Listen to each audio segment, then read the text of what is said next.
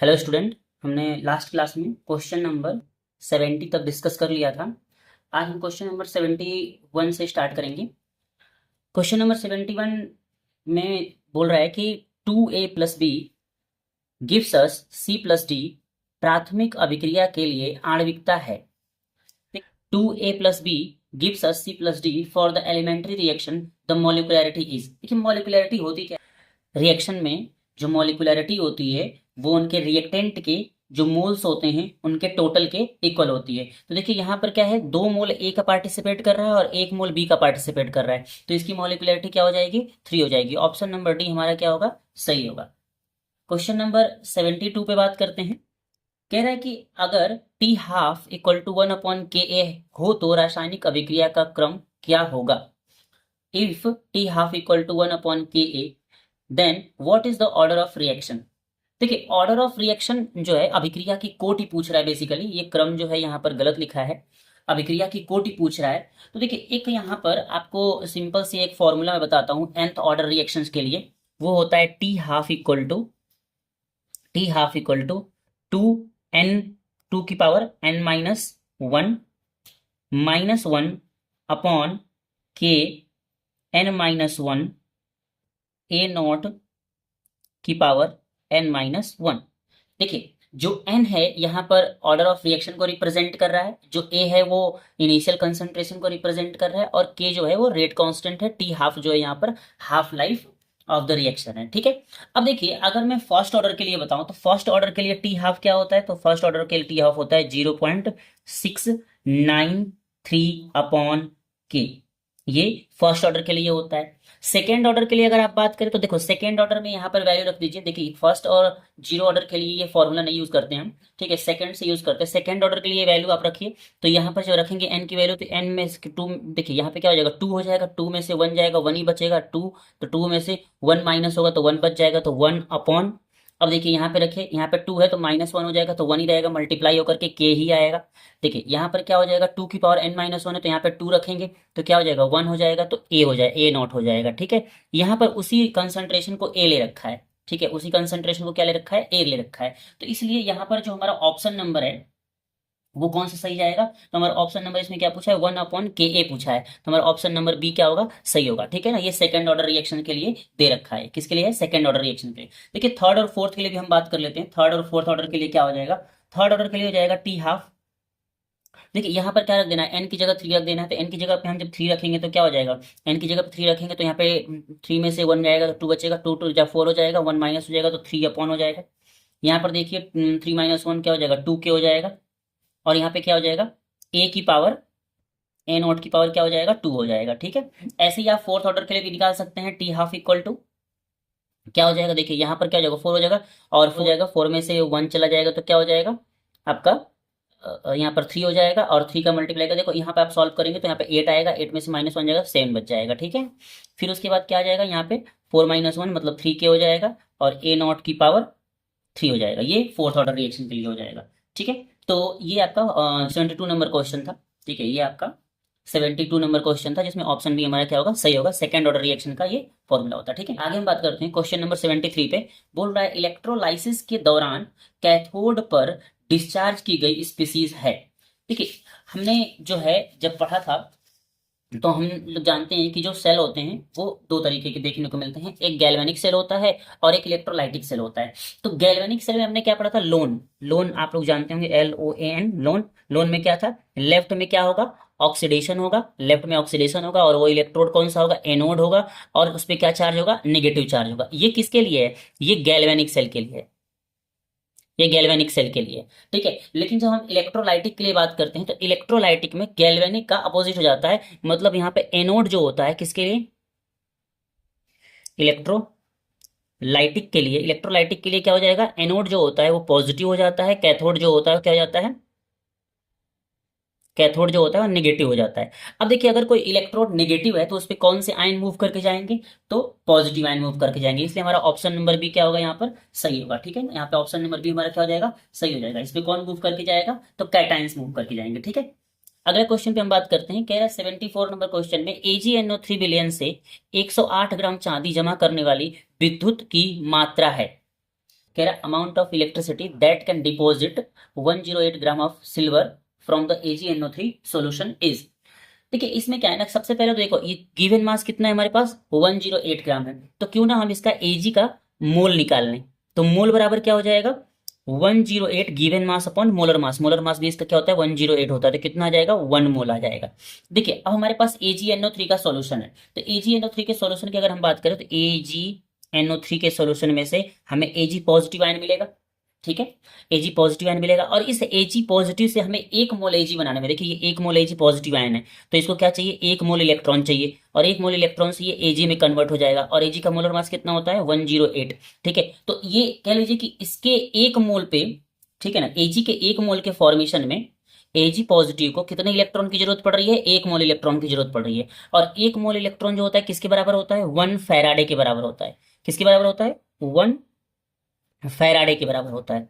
तो हमारा option number क्या हो जाएगा सी सही हो जाएगा, ठीक है ना। 1 मोल इलेक्ट्रॉन का जो चार्ज होता है वो किसके बराबर हो जाता है 1 फैराडे के बराबर हो जाता है। तो हमारा ऑप्शन नंबर सी क्या हो जाएगा सही हो जाएगा। नेक्स्ट क्वेश्चन पे हम बात करते हैं। हमारे पास अगला क्वेश्चन है 75 नंबर। निम्न में से कौन विद्युत का संचालन करता है। देखिए विद्युत का संचालन मतलब किसमें इलेक्ट्रिसिटी फ्लो हो जाएगी। देखिए ये गैस है, ये लिक्विड है, बट न्यूट्रल होता है, ठीक है, इस पे कोई चार्ज नहीं होता है। ये क्या है ये मेटलॉइड है, ठीक है।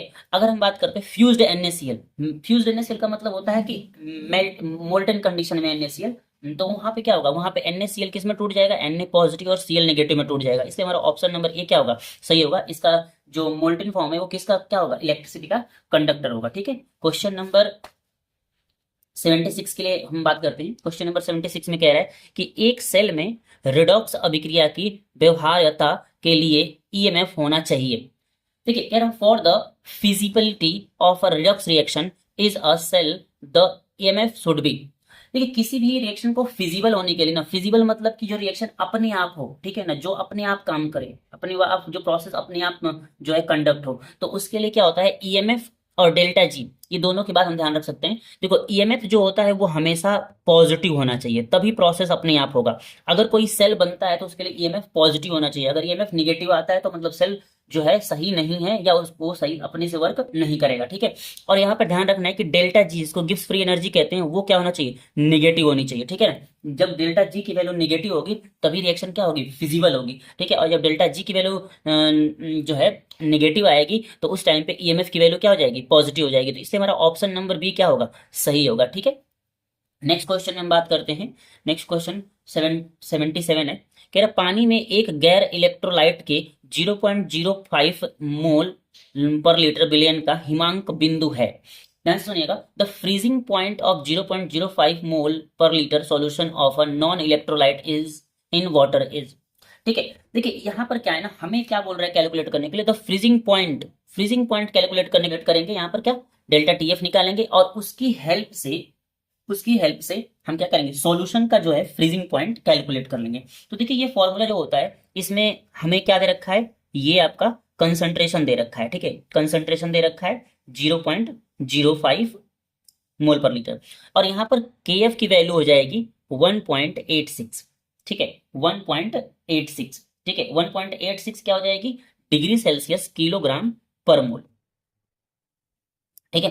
अब क्या होता है डेल्टा TF बराबर क्या हो जाता है डेल्टा TF बराबर होता है KF इंटू मोलैलिटी, ठीक है KF इंटू मोलैलिटी। तो देखिए यहाँ पे हम वैल्यू रख लेंगे, यहाँ पे वैल्यू रख लेंगे तो डेल्टा TF बराबर क्या हो जाएगा डेल्टा TF बराबर हो जाएगा आपका ये हो जाएगा 1.86 इंटू 0.05, ठीक है। इसको सॉल्व करेंगे तो कितना आ जाएगा डेल्टा TF बराबर हो जाएगा 0.093, ठीक है। ये तो हमारा आ गया, ठीक है। ये हमारा क्या आ गया ये हमारा आ गया डेल्टा TF, ठीक है। अब हमसे क्या पूछा है हमसे पूछा है फ्रीजिंग पॉइंट ऑफ सॉल्यूशन। तो फ्रीजिंग पॉइंट ऑफ सॉल्यूशन में क्या होगा देखो फ्रीजिंग पॉइंट ऑफ सॉल्यूशन में हम जो हमारा नॉर्मल फ्रीजिंग पॉइंट होता है वाटर का, जो नॉर्मल वाटर का फ्रीजिंग पॉइंट होता है जिसको हम क्या बोलते हैं 0 डिग्री सेल्सियस बोलते हैं, ये नॉर्मल वाटर का फ्रीजिंग पॉइंट है, ठीक है। तो उसमें से हम क्या कर देंगे जो डेल्टा TF की वैल्यू है उसको हम माइनस कर देंगे। तो माइनस कर देंगे तो हमारा क्या आ जाएगा सॉल्यूशन का फ्रीजिंग पॉइंट निकल करके आ जाएगा। तो ये क्या हो जाएगा फ्रीजिंग पॉइंट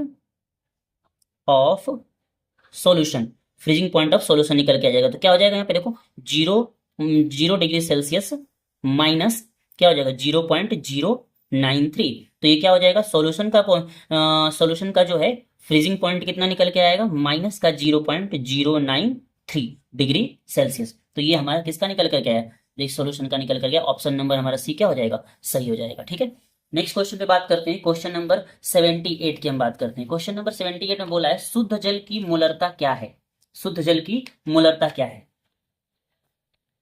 देखिए बोला है what is the molarity of pure water. तो मोलैरिटी ऑफ प्योर वाटर की जब हम बात करते हैं, तो जैसे मान लीजिए मैं आपसे कहूं कि 1 लीटर वाटर का जो मास है वो कितना होगा। देखो डेंसिटी तो आप जानते हो वाटर की एक होती है, तो mass of 1 litre pure water, ठीक है ना, 1 लीटर वाटर या 1 लीटर प्योर वाटर कह लीजिए, तो ये किसके बराबर हो जाएगा, ये किसके बराबर हो जाएगा, 1000 ग्राम ऑफ वाटर की। जैसे अगर आप इसको समझने की कोशिश करें, देखो 1 लीटर में कितना होता है, 1000 ml होता है, 1000 ml होता है, ठीक है, 1000 ml होता है। और इसकी डेंसिटी कितनी हो जाएगी, डेंसिटी जाती है 1 इसकी, ठीक है, इसकी डेंसिटी कितनी होती है, 1 होती है, ठीक है। अब जब डेंसिटी 1 होती है तो हम जानते हैं मास इक्वल टू क्या होता है, mass equal density equal to होता है ना mass upon volume. Density equal to क्या हो जाता है, मास अपॉन वॉल्यूम हो जाता है। तो वॉल्यूम को इधर लेकर के आ जाइए, तो मास इक्वल टू क्या हो जाएगा, डेंसिटी इंटू वॉल्यूम। तो 1 से मल्टीप्लाई करेंगे तब भी क्या आ जाएगा, 1000 ग्राम आ जाएगा, ठीक है। अब 1000 ग्राम हमारे पास क्या आ गया, इसका मास आ गया। तो मोल ऑफ H2O, तो मोल ऑफ H2O बराबर कितना हो जाएगा, 1000 ग्राम अपॉन क्या हो जाएगा, वाटर का मॉलिक्यूलर वेट कितना होता है, 18 होता है। 18 से इसको डिवाइड करोगे तो लगभग 55.5 आ जाएगा, ठीक है ना, 55.5 मोल आ जाएगा। अब देखिए हमें निकालना क्या है, हमें मोलैरिटी निकालनी है।